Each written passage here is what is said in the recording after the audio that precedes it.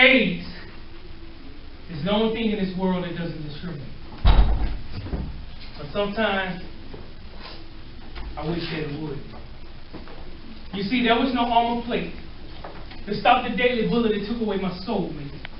There was no words for me to translate. And she never accepted the blind date. If it wasn't for her, I probably would find 1,000,001 reasons just to hate AIDS. But she's the reason why I'm here today. Because I was the wild one. I was the one who used to change ladies like clothes. And best believe that my body's supposed to be God's temple. And there's a hole that lives inside of my soul. There's witness hope, anything that has a hole. Because I love living my life wild and being out of control. But one day she came up to me and she was like, have you ever taken the test? And I knew what she meant. But to be honest, I was scared to death. Just the thought of the word test had my heart jumping out of my chest. Mixed with the shortness of breath. And she said, it's okay. I'll take the test with you. And then I realized that I had that perfect friend. You see, I never known her to have sex. I never heard her talking about having an ex. As far as I was concerned, I just assumed she was a virgin. So I never saw her as an object, but I saw her as a woman that I could learn to respect. So together, we went to that center, and the paperwork started. It was like, have you ever had more than one sex partner? Yes. Have you ever had unprotected sex? And right then I lost my train of thought. Because my forehead was too busy dripping with sweat. And she grabs my hand. She said, God got this. And I heard what she said. But I was too busy thinking about the consequences of my past. And the lady was like, are y'all ready for y'all results? And I was like, I guess it's now or never.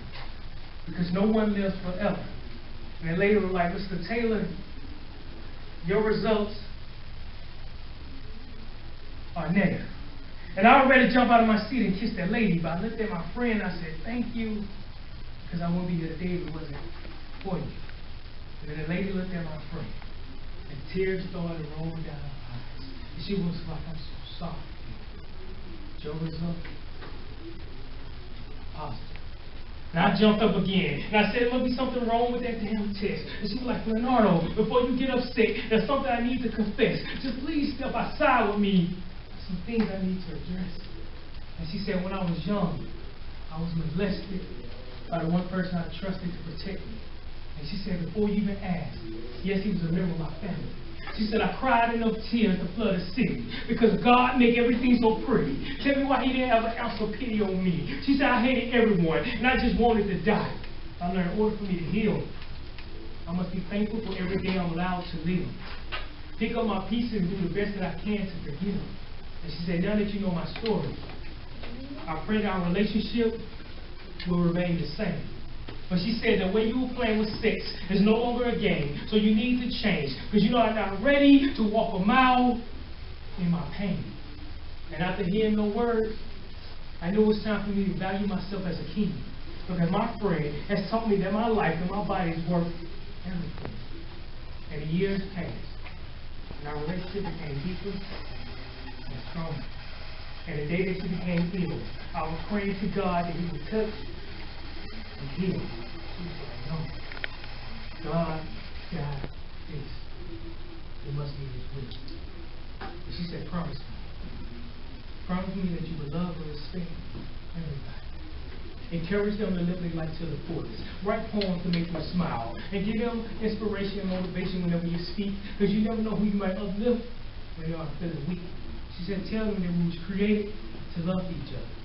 Tell them to cherish their sisters and brothers. She said, tell them to honor thy father and mother because age just doesn't believe in color. And she said, one time you wrote a poem that brought about hope when I couldn't cope and I was ready to go on the road. So the day that she thought I was saving you, I was actually saving you. Then she asked for a hug.